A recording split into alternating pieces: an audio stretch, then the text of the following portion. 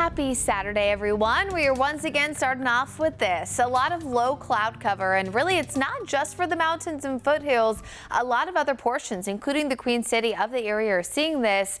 It's just worse the farther northwest that you go. And this is also where we've seen a few areas of rain this morning. Now you can see right now most of this over Wilkes County, but we are starting to see this creep into parts here of Caldwell, Burke, and Cleveland counties as this heads toward the south and west. You can see near Kings Creek now. Eventually, a few sprinkles could clip Lenore as that continues its southwestward movement.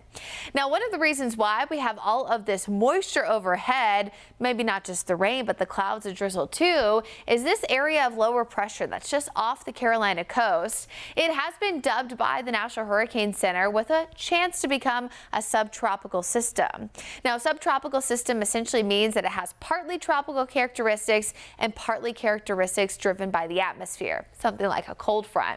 Now, right now that chance sits at about 40%, but regardless of what happens, it is going to create a bit of a mess, especially this weekend for the Carolina beaches and even down into portions there of the coastal Georgia area too. You can see that low kind of shifts and merges with that cold front and then eventually moves off toward the south and west. Now, as it does this, I will tell you, today we see a few areas of rain. Tomorrow we're dry. I think by Monday, Tuesday, notice the timestamp here, we could see some of that moisture kind of stream back in, wrapping around that low. So a few sprinkles. I did add those to the forecast Monday, Tuesday, but definitely not a washout.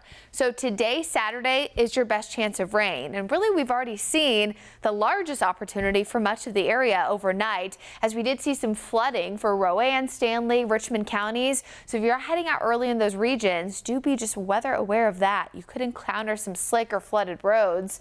But notice most of our sprinkles this afternoon for the mountains, foothills, mainly along and west and northwest of I-77.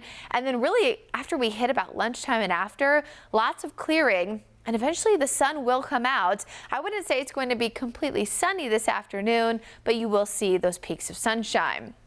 Now, the University City Farmers Market is going on right now. It started at 9 o'clock, goes until 1. Notice gradual clearing of not just the clouds, but the rain chances lowering. So even though it's cloudy, I'd say get out and enjoy. There'll be a lot of fun, a lot of local produce and all that good stuff. I had the honor of going out yesterday and talking to one of those local farmers.